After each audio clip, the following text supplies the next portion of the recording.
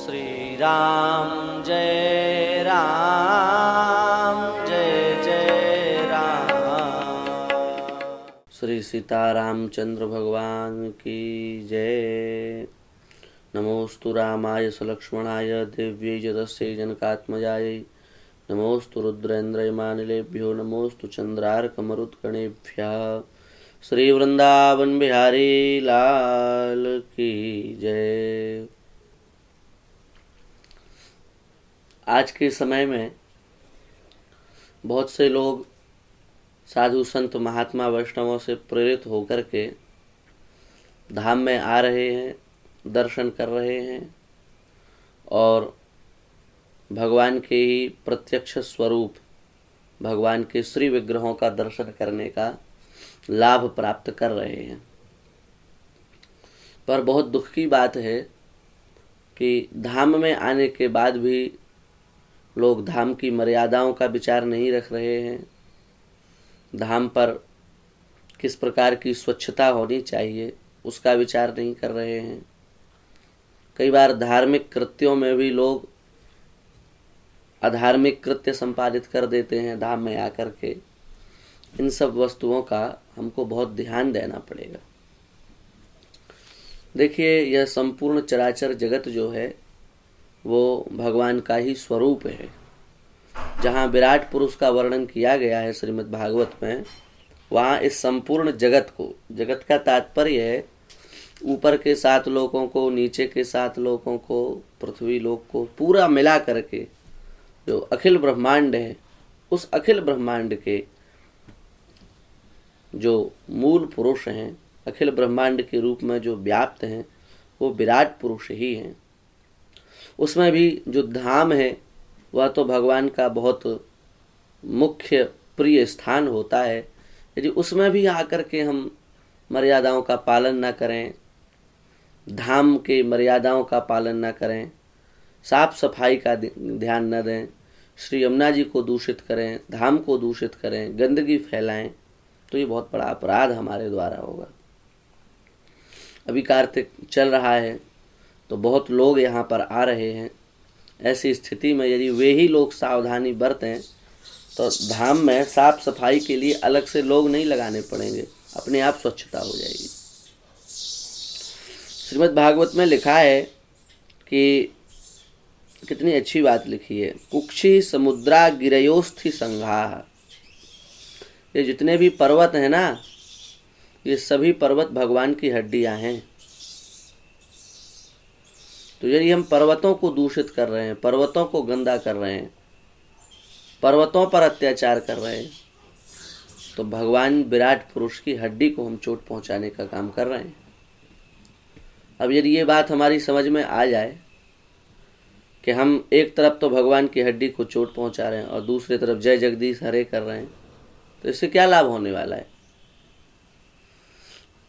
तुम चरणों में तो जल डालो और सिर पर थप्पड़ लगाओ, तो क्या व्यक्ति प्रसन्न होगा? वही काम हम लोग कर रहे हैं।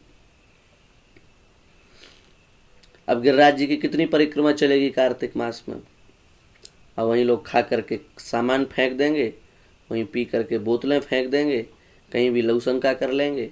तो इस सब से कहीं ना कहीं हम विराट स्वरूप भगवान का अपमान करने का कार्य कर रहे हैं कि नहीं कर रहे हैं? अब फिर कहेंगे कि हमारा तो काम नहीं बना, हमें तो लाभ नहीं मिला, हमें तो कोई विशेष अनुभूति नहीं हुई। ऐसे अनुभूति कैसे होगी? उसी प्रकार से जितनी भी संसार की नदियां हैं, भगवान कह रहे हैं नद्योस्य नाड्योथ तनूरुहाणी। समस्त जितनी भी नदियां हैं वो भगवान की नस नाड़ियां हैं, नाड़ियां हैं वो। किसी का नाड़ी तंत्र बिगड़ जाए तो व्यक्ति पागल हो जाता है, विक्षिप्त हो जाता है। जो क्रियाएं उसके द्वारा नहीं होनी चाहिए वैसी क्रियाएं वो करने लगता है। हम लोग क्या कर रहे हैं? यमुना जी को दूषित कर रहे हैं, यमुना जी को गंदा कर रहे हैं, तो भगवान के नाड़ी तंत्र को हम कष्ट पहुंचा रहे हैं। नेताओं से तो भरोसा करना एक प्रकार से भावुकतापूर्ण मूर्खता है। भावुकतापूर्ण मूर्खता इसलिए है क्योंकि जब नेताजी हमारे सामने आते हैं तो हमको लगता है कि ये हमारा काम कर देंगे, और जब चले जाते हैं तो कुछ नहीं करके जाते हैं। तो हम लोग फिर भी इसी आशा में बैठे रहते हैं कि नहीं, हमारा काम ये करेंगे करेंगे करेंगे। तो ये कोरी मूर्खता नहीं है, ये भावुकतापूर्ण मूर्खता है। तो अब एक विकल्प यही है कि हम लोग अपने तरफ से इतनी सफाई रख सकते हैं तो रखें, लेकिन नहीं, हम लोग और ज़्यादा गंदगी करेंगे। तो यमुना जी में ही पन्नी डालेंगे, वहीं सब कचरा डालेंगे, और वहीं जा कर के फिर यमुना जी में दीपदान भी करके चले आएंगे।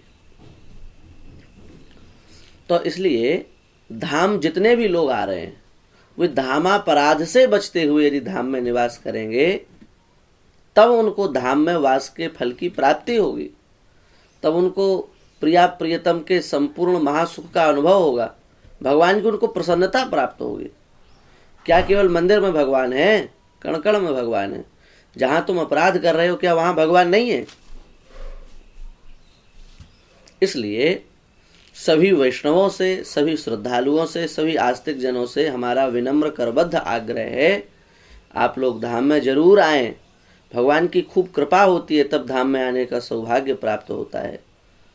पर केवल प्रभाव में धाम में मत आएं, केवल प्रभाव देख करके धाम में मत आएं, केवल चकाचौंध देख के धाम में मत आएं, केवल भीड़भाड़ देख करके धाम में मत आएं। धाम में आना है तो प्रभाव देख करके नहीं आना है, अपने हृदय के प्रवाह को देख करके आना है। हमारे हृदय में धाम के प्रति कितनी लालसा है, इसको दृष्टिकोण रख करके आना है। पहले भी धाम में लोग आते थे, यमुना जी में स्नान करते थे, सुंदर दर्शन करते थे, कोने में कहीं खड़े होकर के रुदन करते थे, रज को माथे पर लगाते थे। आज वृंदावन के प्राचीन स्थलों से कोई जुड़ना ही नहीं चाह रहा है। जहाँ चकाचौंध है, जहाँ जहाँ भीड़ है, जहाँ जहाँ कैमरा मोबाइल जा सकते हैं, जहाँ जितना अच्छा नृत्य हो सकता है, वहीं भीड़ भरी पड़ी है। तो आप विचार करो कि आप प्रभाव देख करके वृंदावन आ रहे हैं कि प्रवाह देख करके वृंदावन आ रहे हैं? किस भाव से आ रहे हैं आप वृंदावन? और क्या करें, बड़ा घोर कलयुग आ रहा है। सरकारें भी धीरे धीरे जैसा कटिबद्ध होकर के प्रयास करना चाहिए वैसा प्रयास नहीं कर रही हैं। हम इस बात को तो कहीं ना कहीं स्वीकार करते हैं कि पहले से तो सुधार है, पर फिर भी धाम के आसपास ऊट पटांग दुकानों का होना जो हमारे चरित्र को खराब करें, हमारे धाम की महिमा गरिमा को खराब करें, ऐसे अंडे की, मांस की और मदिरा आदि की जो दुकानें हैं उनको यहाँ रखना, ये कितना उचित है? धार्मिक स्थानों पर ही ये उन्माद क्यों हो रहा है? धार्मिक स्थलों में रहने वाले लोगों के जिसकी जरूरत है तो उनसे कहो कि आप मुंबई जाओ, धाम छोड़ो। आप यही तर्क देंगे कि भाई लोगों की जरूरत है, लोगों की डिमांड है तो हमको देना पड़ता है, क्या करें, लोग ही हमारे भगवान हैं, उनकी बात हम मानेंगे। तो जो ऐसे नास्तिक, विधर्मी, कुतर्की, पाखंडी लोग हैं उनसे कहो कि आप धाम के अनुकूल नहीं हो, आप गलत धोखे से धाम में आ गए हो। विष का कीड़ा विष ही खावे, मिश्री सूंघत ही मर जावे। आप विष के कीड़ा हो तो जो विषैली जगह है वहां जा करके ये सब करो, यहाँ रहने की आपको जरूरत नहीं, उनको भगा दीजिए यहाँ से। यदि यहाँ रहना है तो यहाँ की मर्यादा में रहना पड़ेगा। और यदि दुकान वाले कहते हैं कि नहीं जी हमारा तो रोजगार यहीं से चलता है, तो उनसे कहो कि रोजगार चलाने के लिए इतनी जगह है, वहां चले जाइए। तो यहीं क्यों आपको रोजगार चलाना है? यहाँ यदि रोजगार चलाना है तो फल की दुकान भी लगा के चला सकते हैं, फूल की दुकान भी लगा करके चला सकते हैं, और भी कई व्यापार हैं उनके द्वारा आप अपनी रोजगार को चला सकते हैं, घर परिवार को चला सकते हैं। तो कहीं ना कहीं ये लोगों की आज़ादी के उन्माद के नाम पर धाम में धीरे धीरे ऐसी वस्तुओं को प्रवेश कराया जा रहा है, और इससे कहीं ना कहीं धाम का स्वरूप बिगड़ रहा है, महिमा बिगड़ रही है, गरिमा बिगड़ रही है, संस्कार बिगड़ रहे हैं और दुर्घटनाएं बढ़ रही हैं, और ये सब बहुत ही निंदनीय कार्य है। इसलिए सरकार यदि कटिबद्ध हो और लोगों का सफल प्रयास हो तो कोई कार्य असंभव नहीं होता है। समस्त साधु संत वैष्णव ब्राह्मण जितने भी हैं, आस्तिक जन हैं, सबको मिल करके एक हो करके और संपूर्ण वृंदावन धाम में इस प्रकार किसी भी प्रकार का कहीं उन्माद नहीं देखा जाना चाहिए। इसके लिए एक सफल प्रयास करने की आवश्यकता है। नहीं तो धीरे धीरे अभी ये हमारे थोड़े दूर पर दुकान है, कल को हमारे सिर पे आके खुलेंगी, क्या करोगे फिर आप?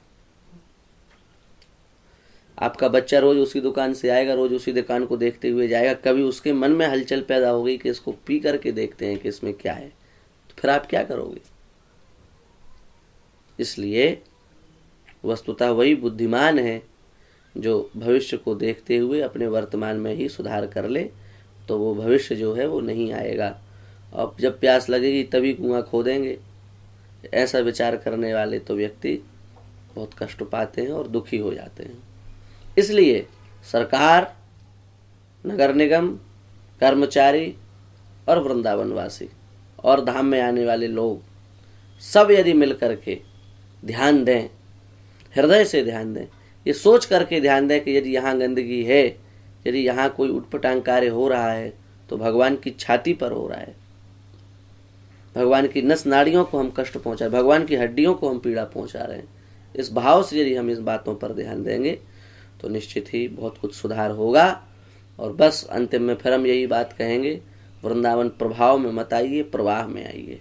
अपने हृदय का प्रवाह यदि है वृंदावन की ओर है, आपको लगता है कि नहीं वो रज मुझे चाहिए, वो दर्शन मुझे चाहिए, मुझे रील का प्रभाव नहीं चाहिए, तो फिर आइए आप वृंदावन, आपका स्वागत है। अब केवल लाइट का और प्रकाश का और पत्थरों का आकर्षण देखना है तो दुनिया में बड़ी बड़ी बिल्डिंगें हैं, बड़ी बड़ी अच्छी अच्छी इमारतें हैं, वहाँ भी ये सब देखा जा सकता है। इसके लिए धाम में भीड़ बढ़ाने की आवश्यकता नहीं है, यही हमारी प्रार्थना है। क्योंकि कहीं ना कहीं हम जब ये सब करते हैं तो धाम में रहने वाले जो भजनानंदी महापुरुष हैं उनको कष्ट होता है। एक अपराध हमको ये भी लगता है कि जो गुप्त रीति से भजन करने वाले महान संत जन हैं, यहाँ जो रह करके कुंजों में भजन कर रहे हैं, कहीं ना कहीं ये उन्माद उन पर प्रभावी होता है और उनको बहुत दुख होता है। तो हम कहीं ना कहीं संत भक्त अपराध, वैष्णव अपराध भी करते हैं, उससे भी हमको बचना चाहिए, तभी हमको धाम में आने का पूर्ण लाभ मिलेगा। श्री सीता रामचंद्र भगवान की जय।